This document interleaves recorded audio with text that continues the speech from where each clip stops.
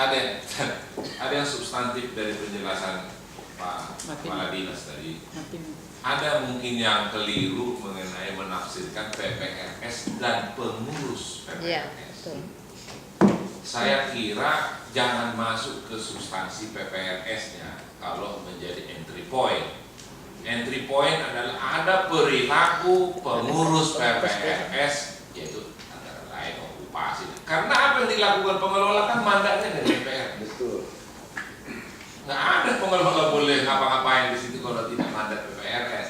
Jadi ada penyalahgunaan oleh pejabat sehingga ada dualisme. Nah, ditertibkan karena itu mengacu ini tadi.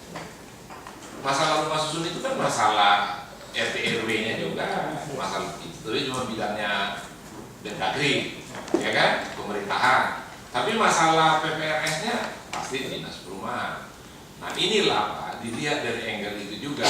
Jadi kalau yang disuguhi ke Pak Gubernur itu adalah PPRS yang dicabut, membuat lembaga badan hukum yang baru memang rumit. Dan beliau pun, saya kira Biro Hukum pun akan merinding dulu-dulunya menghitung-hitung itu. Karena itu efek deteren efeknya dari segi hukum panjang. Contoh kontrak-kontrak yang sudah berjalan di sana kan mesti bagaimana imbasnya kalau ini dibatalkan PPRS-nya. Kalau PPRS, tapi kalau pengurusnya itu beda. Itu tinggal membuktikan penyelewengan aja. Contoh penyelewengan di dalam anggaran dasar, anggaran rumah tangga. Oke, kembali ke anggaran dasar, anggaran rumah tangga gitu kan dari pihak bayar. Oh, that's good. Itu yang kita mau. Pertama, contohnya, dia menyuruh pengelola memungut uang dari warga yang seharusnya dia sendiri yang pungut. Itu udah gagal. Pasal 18-19. Tidak boleh dia suruh orang lain pungut. Dia harus mempunyai rekening tersendiri. Pada kenyataannya, dia tidak punya rekening.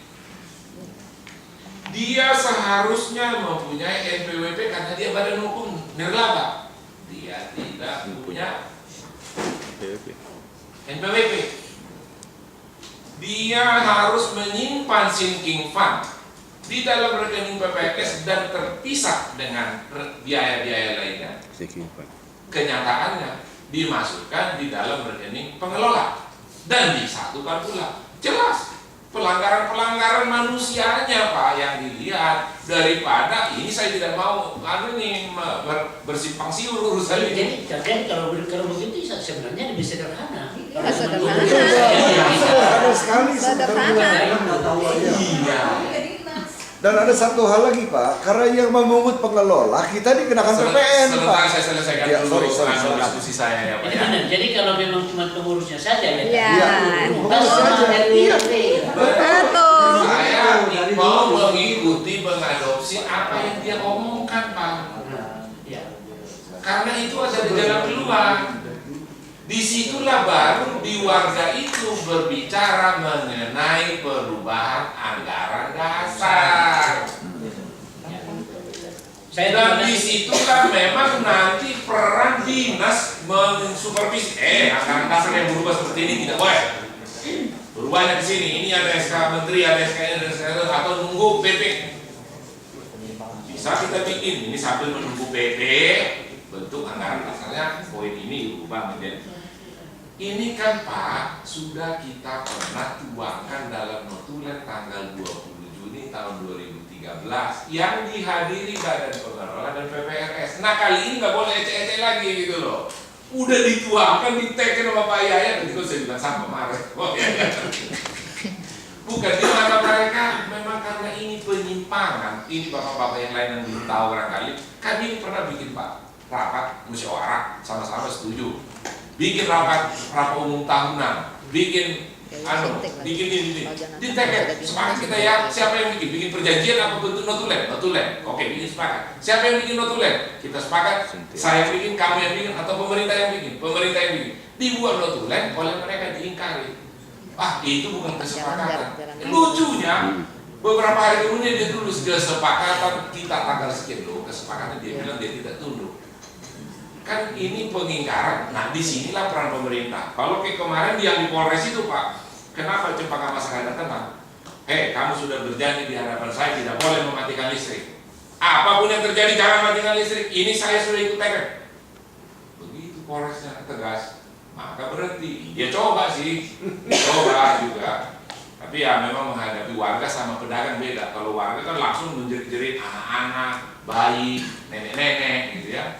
Kalau pedagang kan gak jadi dagang gitu, gak mati gitu. Pakai aki, Pak. Ya kira-kira gitu loh, mati dapurnya pelan-pelan. Boleh mati beneran loh. Hari itu nenek-nenek gak dapat oksigen, gak cukup AC bisa mati. Gitu. Jadi memang lebih berisiko kepada mereka. Ini psikologisnya Pak. Jadi ini yang saya mau juga kita semua lihat. Yang dari kemarin saya nggak nyampe ke Pak Gubernur. Karena saya kalau udah dikooptasi di limit waktu 2 menit. Ya, pusing. Ya, kalau saya punya waktu 4 mata sebenarnya mau sengok itu Pak.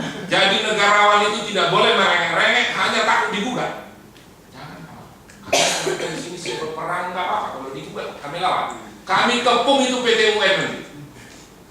Kami kepung PT UN kalau dinas digugat. Itu juga mempengaruhi opini. Setuju semua? Setuju. Ini mempengaruhi opini. Jadi perlu kami sampaikan bahwa mari kita lihat faktor substantif. Itulah yang didengungkan seolah-olah ada PPRS baru di GCM. Kami tidak pernah PPRS baru. Pengurusnya dipecat diganti dengan pengurus yang baru. Karena pelanggaran A, B. Pak mau PPRS yang seharusnya punya rekening ternyata nggak punya rekening. PPRS harusnya satu-satunya lembaga yang menerima seluruh uang yang dipungut dari warga. Ternyata yang memungut pengelola. Itu saya tanya Erwin kamu. Menurut kamu Erwin, boleh tidak kewenangan itu dilimpahkan PPRS ke pengelola? Seluruhnya, jadi tidak perlu lagi di situ PPRS bertanggung jawab. Nggak bisa. Simbol. Karena pertanggungjawaban publik ada pada PPRS. Bukan pada pengelola, karena setiap sekali minimum sekali setahun dia harus bertanggungjawabkan pembukuan. Itu kata Erwin. Dan saya sudah ngomong itu ke kata dia seperti itu. Itu makanya harus diaudit, bukan bukunya pengelola yang diaudit, bukunya PPRS yang diaudit. Apa yang diaudit kalau semua sudah dilimpahkan dan ongkang-ongkang kakek di sini? Boneka, Pak, boneka. Nanti jangan bersupport, ini udah bicara tingkat bukan tingkat supporter lagi. Jadi Pak Jonathan mari artinya lebih kita dekatkanlah ke substansinya. Ya kalau saya sih nggak berpikir soal dari legalnya tidak ada alasannya. Saya pikir itu sejauh mana Bapak mempunyai kekhawatiran mengambil tindakan. Bukan khawatir dalam takut berantem Pak. Saya tahu Bapak orang dari Sulawesi. Bukan takut begini maksudnya, bukan. Takut dengan atasan, takut dengan konglomerat, takut dengan political will dari pimpinan, konsistensi pimpinan, itu. Jadi banyak Pak, kalau mau nuturkan kesalahan itu lebih dari cukup Pak buktinya. Iya, betul. Kami punya rekening tagihan, masuk langsung nyemplung, PT Duta Pertiwi. Loh, ini melanggar, udah kami tulisi. Pak, Anda tidak boleh menagih ini, yang nagih itu adalah sejak PPRS. Jadi Pak Palmer itu Ya. kemarin saya bicarakan karena memang saya sudah dapat bukti bahwa ada akun bukan akunnya PPRS. Ya. Saya tanya kemarin, Anda punya rekening punya. Kenapa masuk di saya punya anunya itu fotokopinya itu. Ini kenapa ada uang masuk di sini? Oh itu untuk memudahkan, tidak ada alasan karena ini menyangkut pertanggungjawaban. Saya mau, ini ada Pak Yaya nih. Saya mau bagaimana caranya bulan depan atau 2 bulan ke depan paling lambat Anda harus masukkan di rekening PPRS sesuai dengan aturan namanya. Ya, artinya kalau ini kan saya sudah sepakat dengan Pak Palmer bahwa selama ini pikiran saya PPRS yang kita mau berada ternyata pengurusnya saja. Jadi kita disini turun lebih. Pengurusnya Pak. Jadi resiko hukum kita tidak terlalu berat karena itu kan kalau PPRS kan lembaga hukum. Iya. Kalau pengurusnya kan lebih turun dia ke bawah. Iya. Jadi saya kira begini, sudah ketemu saya. Mudah-mudahan Hari ini. saya minta kepada Pak Palmer dan mungkin beberapa teman-teman Ya. biro hukum Menunggu. dengan saya dengan biro-biro yang terkait. Bagaimana kita merumuskan langkah-langkah yang bisa kita mempercepat, Ya. bisa mempercepat penyelesaian ini. apakah pengurusnya itu kita kukuhkan, apakah pengurusnya itu kita ganti, apakah Betul Pak, betul. bisa tapi nanti gini, saya minta kesediaan Pak Palmer dulu. Gimana Pak Palmer? Nanti Apa mau memerlukan saya nanti dengan Pak Yaya dengan dulu. Oh, saya open sama dia anytime kalau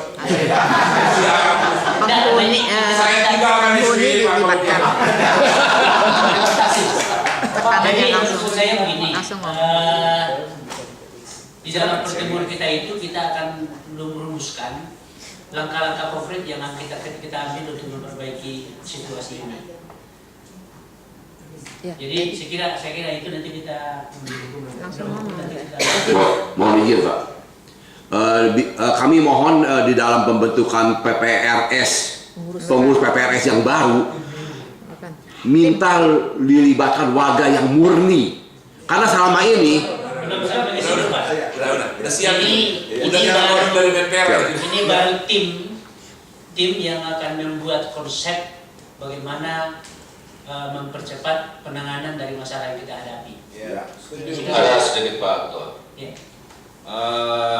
Saya melihat niat baik dari Pak Jonathan. Selama ini Pak Jonathan ini baru namanya aja kami udah malas dengar.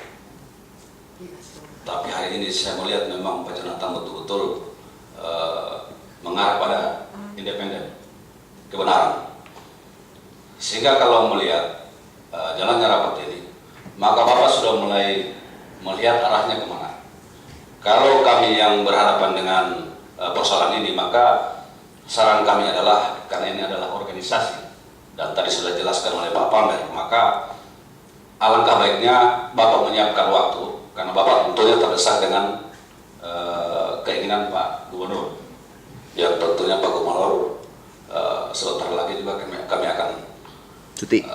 cuti, dan kami simpati kepada Pak Gubernur. Oleh karena itu, kami minta barangkali Bapak punya waktu kapan untuk kami melaksanakan rapat umum luar biasa. Oleh karena itu, mungkin dengan Pak Palmer, kapan barangkali kesiapan Bapak untuk menghadiri rapat umum luar biasa yang kami akan lakukan dalam waktu dekat. Terima kasih. Pak. Supaya ini jelas, tidak usah ditanggapi. Maksudnya, udah Pak, kita akan kesana arahnya, tapi dirumuskan dulu supaya menjadi keputusan gubernur, menjadi decisionnya gubernur, bentuknya surat. Setelah itu, ya harapan kita, entah Pak Gubernur, bila perlu main pera lalu untuk proyek pilot satu hadir misalnya ngetok palu di situ kan, buka mulai hutan mulai, gitu ya, kira-kira gitulah. Sudah Pak, nanti itu harapan warga Pak, tolong dicatat juga, itulah suara warga. Terima kasih Pak, dan Bapak catat